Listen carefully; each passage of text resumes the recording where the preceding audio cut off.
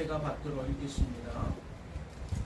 그리스도의 평강이 너희 마음을 주장하게 하라. 너희는 평강을 위하여 한 몸으로 부르심을 받았나니 너희는 또한 감사하는 자가 되라.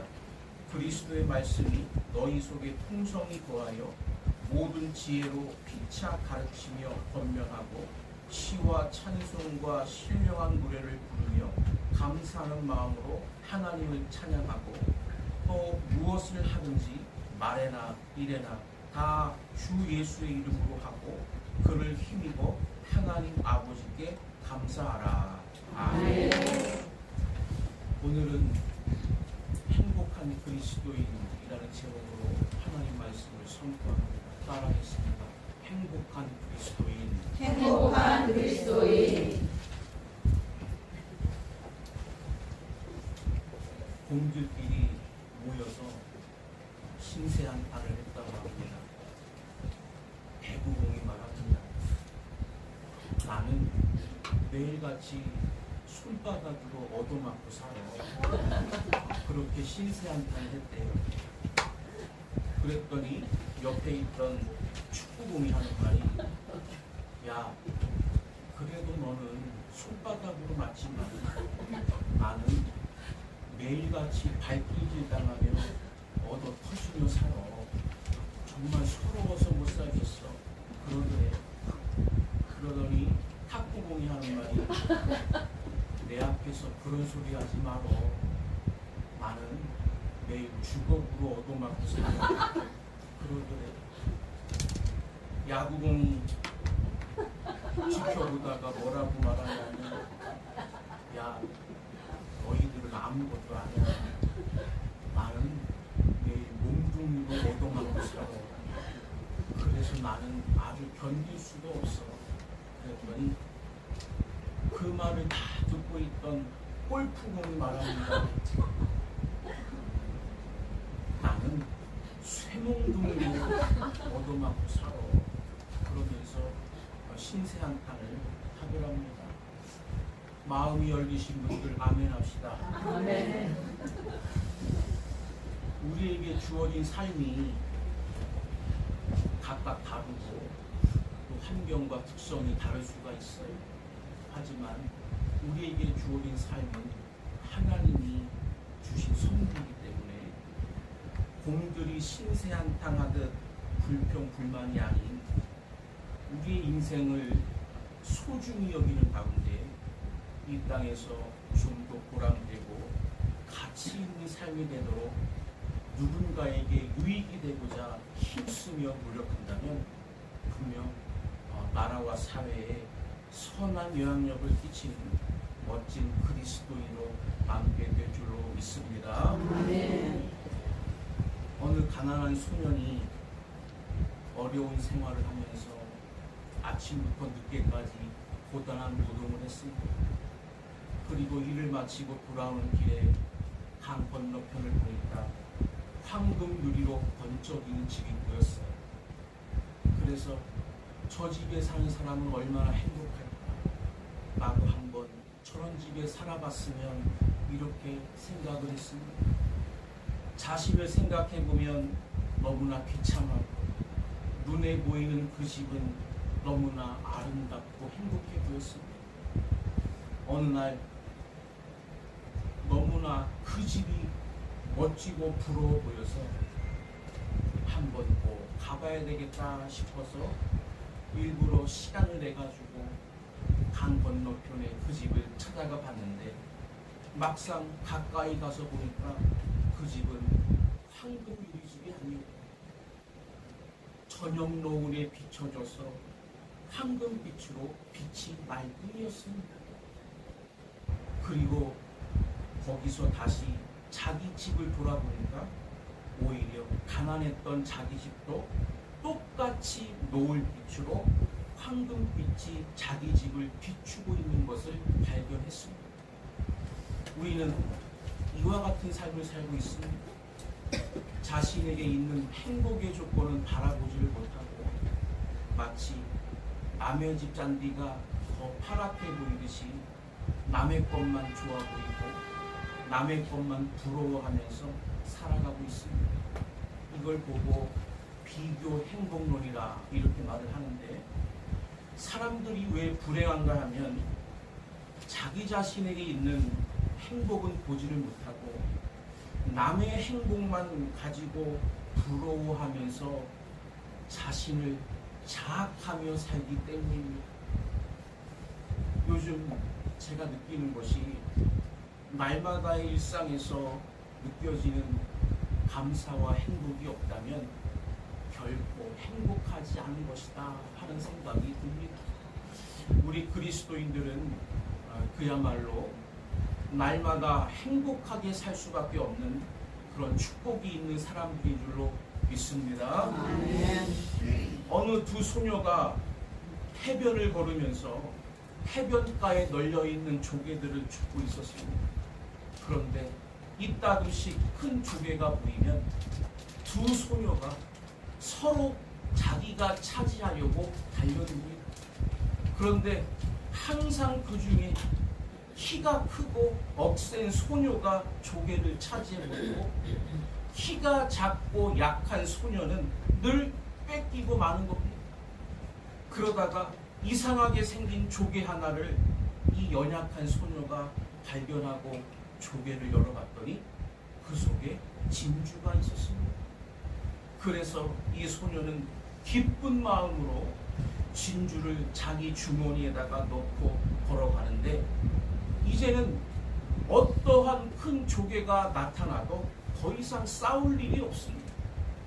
억센 소녀가 달려가서 조개를 주어도 이 작은 소녀는 아무런 그런 마음의 거리낌이 없이 그냥 편안하게 뒤를 따라갑니다. 왜냐하면 자기에게는 좋은 진주가 주머니에 들어있기 때문입니다. 이와 같이 우리 그리스도인들은 진주 같은 예수 그리스도가 주시는 행복, 신앙의 행복이 이미 우리 안에 있기 때문에 날마다 그것만 확인할 수 있다면 우리 그리스도인은 충분히 행복할 수 있다는 사실입니다. 그런데 바로 이 행복을 우리가 얼마나 더 확실하게 누리느냐 하는 것은 오늘 본문 속에 그 비결이 나와 있습니다.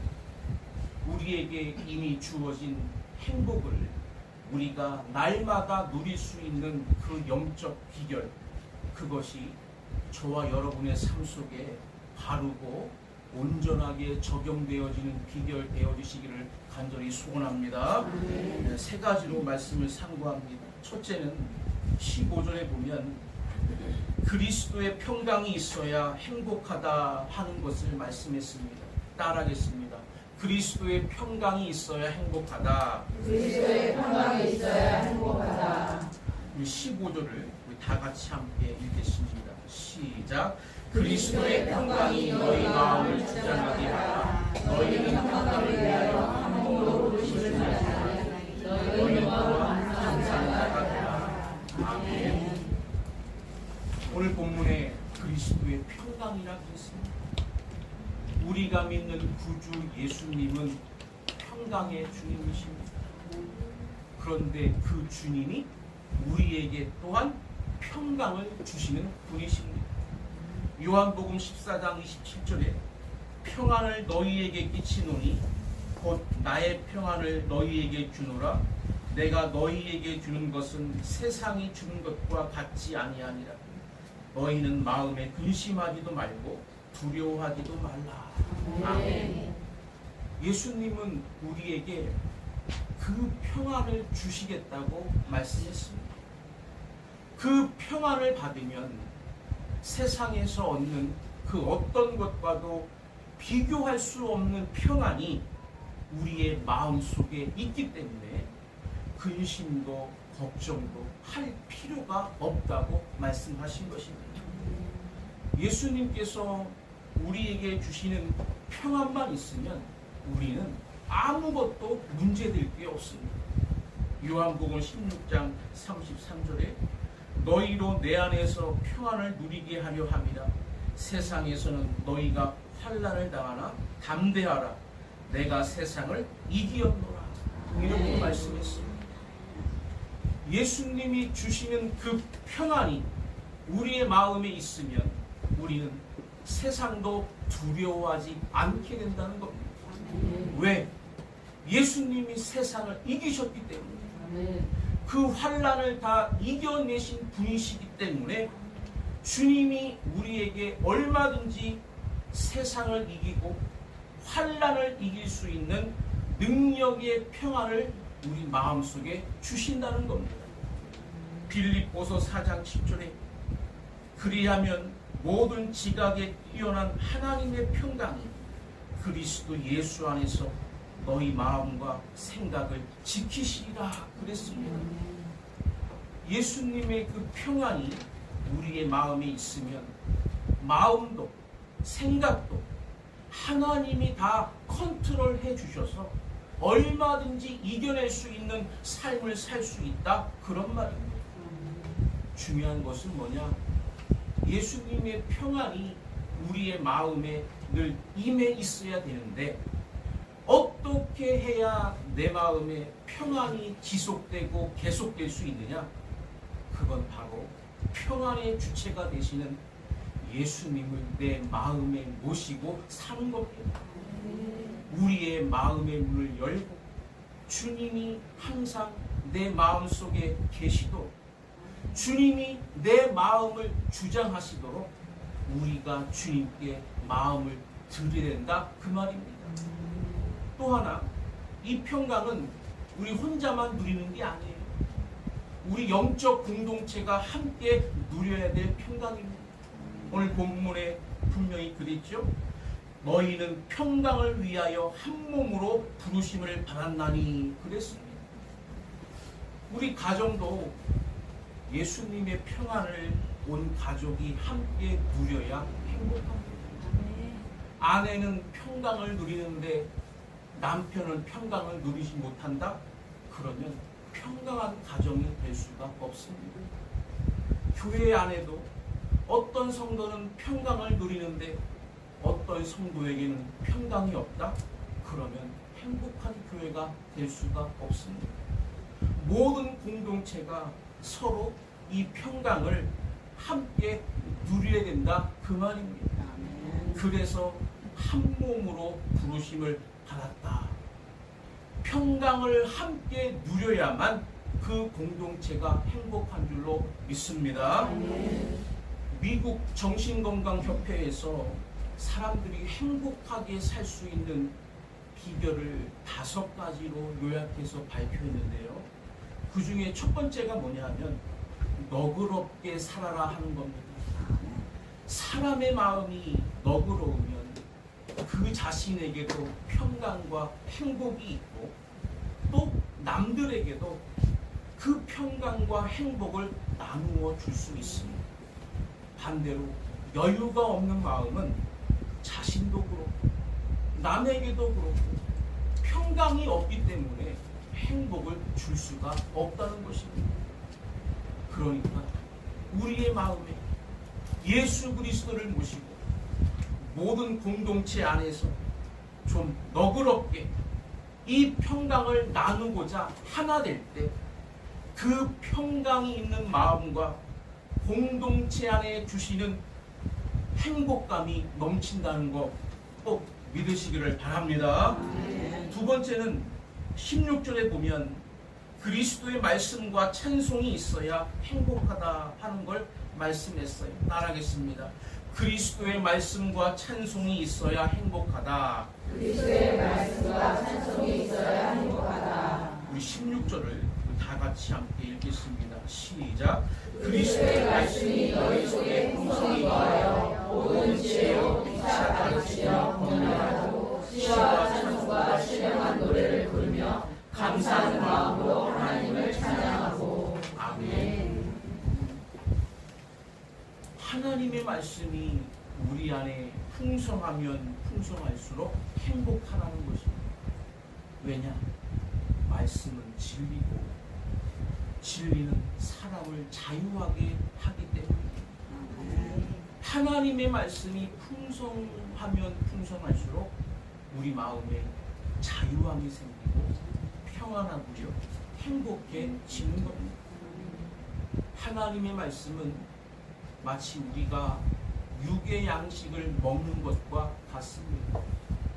배가 고프면 사람에게 고통이 찾아오지만 배가 부르면 만족감이 오는 것처럼 진리이신 하나님의 말씀이 내 안에 풍성하면 우리 심령이 만족하고 자유로움을 느끼기 때문에 행복감이 오지만, 반대로 말씀이 빈곤해지면 우리 안에 진리가 없기 때문에 불의가 일어나고 악이 일어나고 더러움이 생겨서 우리의 심령이 고통 가운데 빠지고 불행해질 수밖에 없다, 그 말입니다.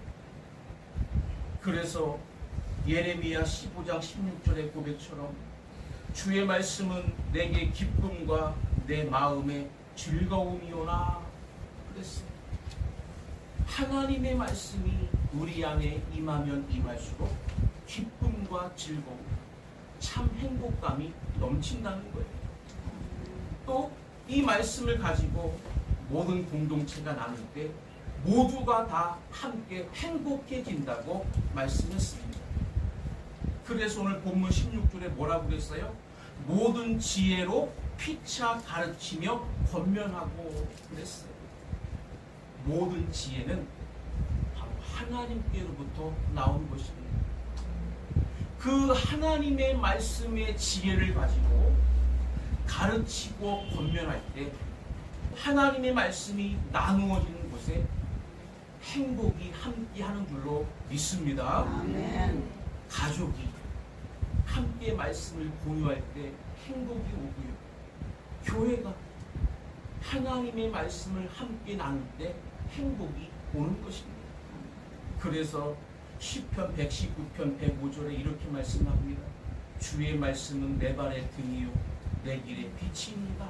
아멘. 깜깜한 어두움에 등불 하나가 켜지면 모든 사람들이 그 등불을 향해서 다 오게 됩니다.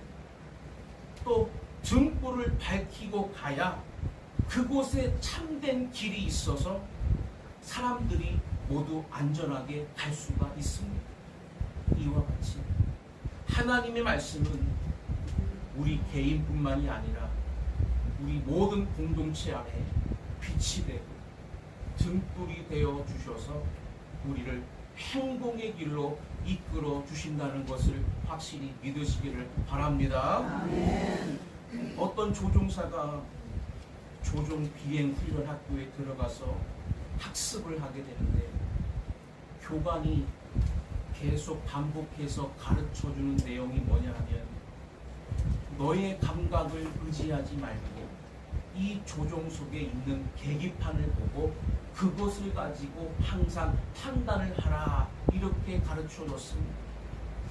그런데 한 조종사가 자기 나름대로는 자기의 감각이 탁월하다고 믿었기 때문에 이 조종석의 계기판을 보지를 않고 늘 자기 감각으로 판단을 하고 비행을 했는데 다행히 실수가 없이 항상 비행을 잘했습니다.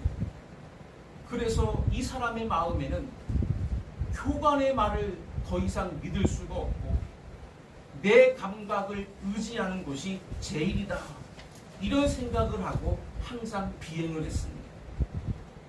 그런데 어느 날 갑자기 비행 중에 날씨가 나빠지면서 하늘이 깜깜해지고 그 악천 속에 이 사람이 당황하기 시작합니다. 자기 감각으로 아무리 비행을 해보려 했지만 계속 비행기는 곤두박질을 치고 이상하게도 계속 문제가 발생하기 시작합니다. 그는 당황하던 끝에 기억이 났습니다. 교관이 너의 감각을 의지하지 말고 그 계기판의 내용대로 판단하고 비행을 하라는 그 말이 생각이 나서 그때서야 계기판을 똑바로 쳐다봤더니 자기의 생각과는 전혀 엉뚱한 상황이 전개되고 있는 것이 표시가 되어 있었습니다.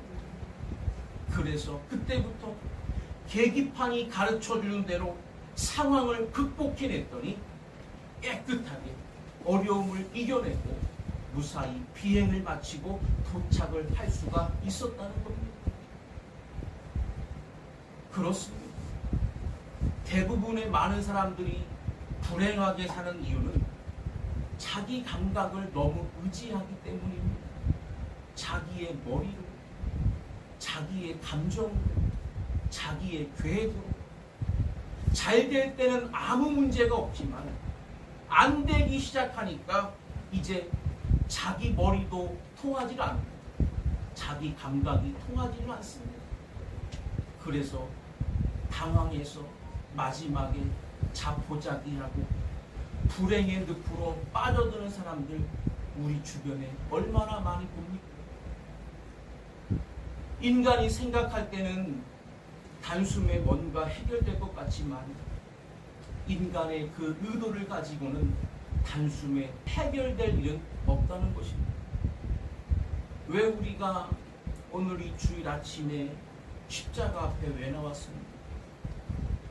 인간의 길로 인간의 생각대로 해결할 수 있다면 우리가 십자가 앞에 무릎 꿇고 엎드릴 필요가 없죠. 우리들이 날마다 주님 앞에 머물러 있을 수밖에 없는 까닭은 인간이 생각하고 계획한 것을 가지고 아무리 강하게 밀어붙인다 할지라도 결국 이를 주도해 가시며 행하시고 그것을 지어 만드셔서 성취하시는 분은 오직 하나님이심을 꼭 깨달으시기를 바랍니다. 우리에게는 조종석의 계기판과 같이 정확하게 우리 자신의 상황을 판단해주는 하나님의 말씀이 있습니다. 하나님의 말씀이 때로 우리의 이성으로는 받아들여지지 않는 이상한 부분이 있다 할지라도 우리의 이성과 우리의 감정을 믿지 말고 하나님의 말씀을 믿고 말씀대로 살아갈 때 악천후와 같은 앞이 깜깜한 비행을 하는 것과 같은 힘들고 어려운 상황에서도 등불이 되어주시고 빛이 되어주셔서 우리를 끝끝내 승리케 하신다는 거 믿으시기 바랍니다. 또 하나 말씀의 동전의 양면처럼 꼭 따르는 것이 뭐냐 하면 바로 찬양입니다. 오늘 본문에 시와 찬송과 신령한 노래를 부르며 감사하는 마음으로 하나님을 찬양하고 그랬습니다. 찬양은요 우리 마음이 즐겁다는 증거입니다. 그래서 찬양을 할 때 보면 가장 행복한 표정을 짓지 않습니까? 오늘 우리 14기회 여성교회 특송하셨는데 제가 뒤에 있어가지고 여러분들 얼굴 못 봤어요. 특송할 때 얼굴 모습 보고 싶었는데 근데 행복한 표정으로 찬양하신 줄로 믿습니다. 이처럼 찬양할 때 얼굴에 표정이 살아나고 좋은 것을 볼 수가 있어요. 우리가 기분 좋으면 누가 가르쳐주지 않아도 자기 혼자 흥얼흥얼 거리잖아요. 그죠? 그런데 즐거워서 부르는 찬양은 너무도 당연하지만 슬플 때에도 찬양이 필요하다는 거예요. 우리가 답답함을 느끼고 마음에 숨어있는 말할 수 없는 괴로움과 슬픔이 자꾸 밀려올지라도 하나님 앞에 찬양을 부르면 그 찬양은 우리에게 힘을 주고 우리의 상황을 극복시켜주는 능력이 있다는 사실을 믿으시기를 바랍니다. 전 연세대학교 총장님이셨던 우리 감리교 목사님이신데 박대선 목사님이시라고 인격자 중에 인격자시고 학자시고 너무나도 존경받았던 목사님이셨는데 제 기억으로는 아마 30년 가까이 됐나 싶어요. 저희 부모님과 함께 그 총장님실에서 박대선 목사님과 대화를 나누고 식사를 하는데 그 박대선 목사님이 이런 간증을 하셔요. 자기가 연세대학교 총장직에 올랐을 때 연세대학교 학생들이 얼마나 많이 데모를 했는지 수많은 학생들이 경찰에 연행되고 안 잡힌 학생들은 수배령이 떨어지고 정학을 맞는 학생들이 수도 없이 나오는 총장직이 위태할 정도로 그런 절체절명의 상황에 이 박대선 목사님이 매일같이 출근하자마자 한 일이 뭐냐 하면 바로 찬양을 불렀다는 겁니다. 총장실에서 찬송이 울려 퍼지고 모든 걸 주님께 맡기고 감사 찬양을 불렀는데 참 이상하게도 그때부터 학내 분규도 조용해지고 연행됐던 학생들이 풀려나게 되고 많은 학생들이 학교로 돌아오게 되어서 자기가 총장 임기 동안 하나님 앞에 얼마나 감사한 일이 많았는지 모른다고 모든 영광을 하나님께 돌렸다고 하는 간증을 하시더라고요. 아주 그 간증이 너무나 지금도 생생합니다. 찬양이 우리의 막힌 담과 장애물 그리고 모든 염려와 근심과 걱정을 허무는 능력이 있는 줄로 믿으시기를 바랍니다. 우리들의 일상 속에 하루도 빠짐없이 등불처럼 빛나는 하나님의 진리의 말씀과 우리에게 새 힘이 솟아나게 해주는 하나님을 향한 찬양이 끊임없이 이루어져서 날마다 예수님과 동행하며 행복하게 사시기를 주의 이름으로 간절히 소원합니다. 끝으로 세 번째는 17절에 보면 그리스도를 힘입어 감사해야 행복해진다 하는 말씀입니다. 따라하겠습니다. 그리스도를 힘입어 감사해야 행복해진다. 그리스도를 힘입어 감사해야 행복해진다. 우리 17절을 우리 같이 함께 읽겠습니다. 시작.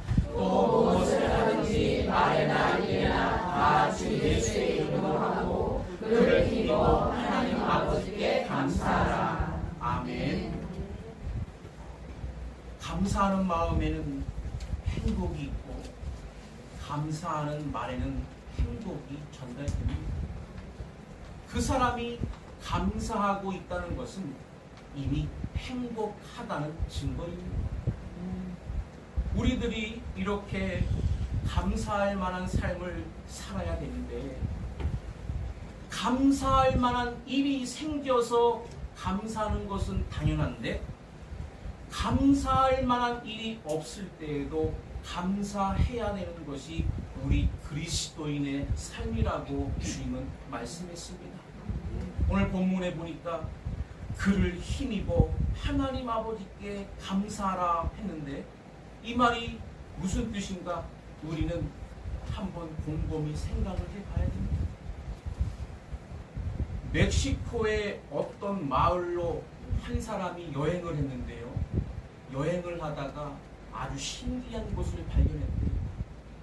그곳은 한 곳에서 온천과 냉천이 함께 나오는 것입니다. 그냥 뜨거운 온천물이 콸콸콸콸 쏟아지고 한쪽에서는 아주 차가운 냉천물이 콸콸콸콸 쏟아지는 거예요. 그 동네 아낙네들이 빨래는 다 들고 나와가지고 그곳에서 빨래를 합니다. 온천물에 담궈가지고 비비고 나서 냉천물에 헹궈가지고 집으로 돌아가는 거예요. 여행객이 지나가다가 그 광경을 보고 너무 감동을 받아가지고 참 당신들은 하나님의 축복을 너무나 많이 받으셔서 행복하시겠습니다.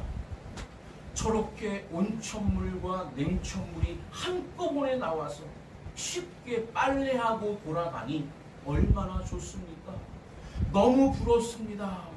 이렇게 말했더니 아낙네들이 하는 말이 천만에요 그러더라는 거예요.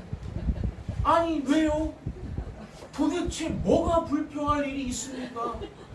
너무 깜짝 놀래가지고 천혜에 이런 하나님의 은혜가 어디 있습니까? 그랬더니 정말 하나님이 살아계시다면 비누까지도 주셔야 되는데 비누가 없습니다 그러더라는 거예요. 세상 이게 할 소리입니까? 남의 얘기가 아니라 우리가 바로 그렇게 살고 있지는 않은지 한번 돌아봐야 됩니다. 우리도 얼마나 하나님의 기적이 많아 이렇게 하루하루 놀라운 삶을 서프라이즈한 삶을 살고 있으면서도 지금 현재 주어진 것 하나도 기적이 아니고 하나님 권능도 아니고 없는 것만 쳐다보고 불평하고 있지는 않습니다. 없는 비누를 찾지 말고 현재 내 안에 솟아나 있는 온천을 찾고 맹천을 찾아서 그걸 하나님 앞에 감사하며 활용하면 우리도 행복하고 하나님께도 큰 영광 돌릴 줄로 믿습니다. 우리가 겉으로 보면 아무것도 받은 것이 없고 감사할 내용이 없는 것 같아도 한 번만 우리 마음을 돌아보고 깨달아 보면 하나님이 주시는 은혜가 너무 많아서 그것으로 인하여 감사하지 않을 수가 없다는 것입니다.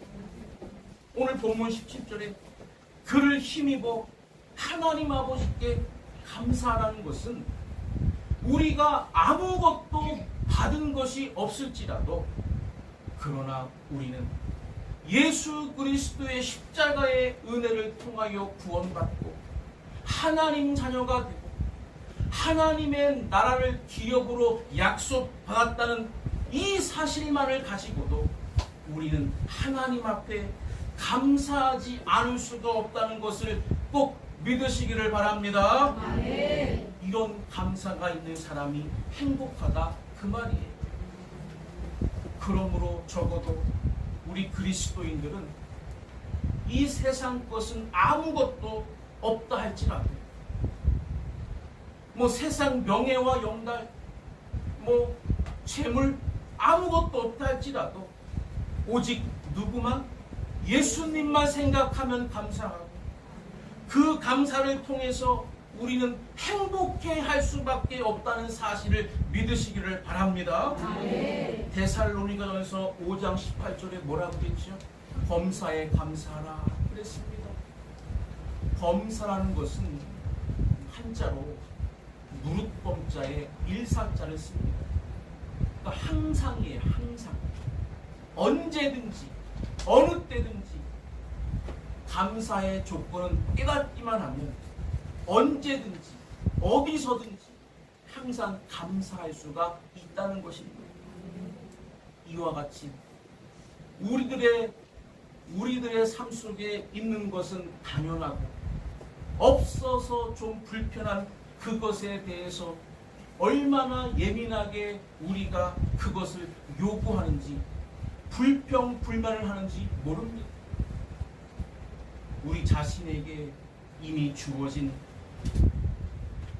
그 좋은 것들, 행복한 것들, 그것이 당연한 것이 아니고 오직 하나님의 은혜라는 사실을 깨닫고 좀 감사하는 훈련, 좀 더 우리 속에 감사의 조건이 무엇인가 찾아내는 훈련이 많아질수록 우리의 삶이 행복해질 줄로 믿습니다.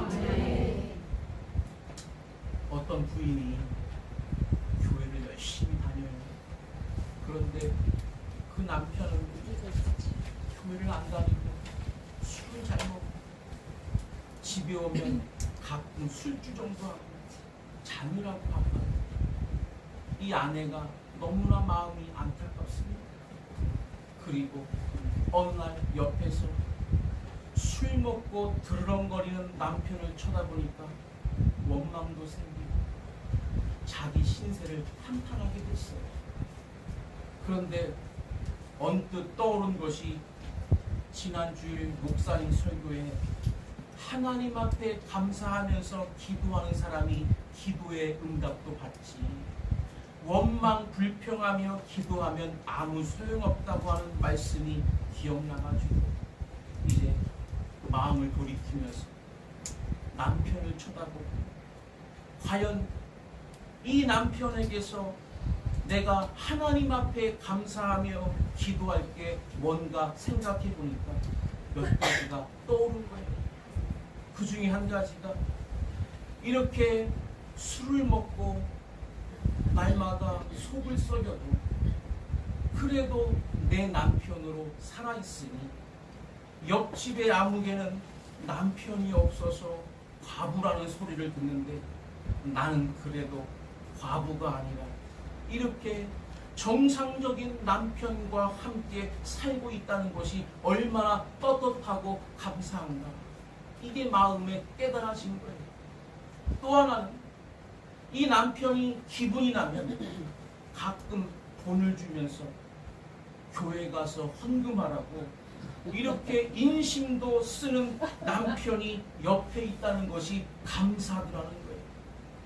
또 이 남편이 이렇게 술을 먹고 말썽은 부려도 그래도 내가 교회 가는 것을 허락하기 때문에 내가 예수 믿고 구원받아 하나님 자녀가 되어 가정의 구원화를 위해서 기도할 수 있고 이렇게 교회 안에서 행복한 신앙생활을 하고 있다는 게 얼마나 감사하냐. 이렇게 깨달아지니까 하나님 앞에 감사의 기도가 나오고 얼굴이 환해진 거예요. 그때 마침 남편이 목이 타서 잠에서 깨가지고 아내의 얼굴을 쳐다보니까 전혀 의외의 환한 얼굴로 자기를 쳐다보고 있는 걸 보고 물어봤어요.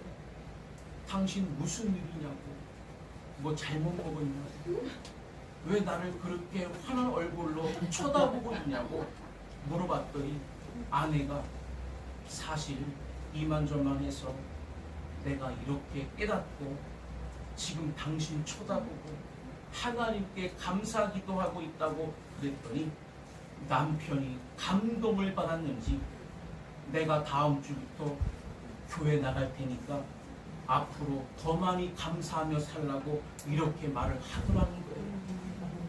깨달음이 감사고 감사가 또 다른 감사를 낳는 줄 믿으시기를 바랍니다. 이렇게 하나님 앞에 감사의 삶으로 승화될 때 얼마나 그 마음이 행복하겠습니까? 오늘 말씀을 마칩니다. 우리는 일상에서의 행복이 있어야 됩니다.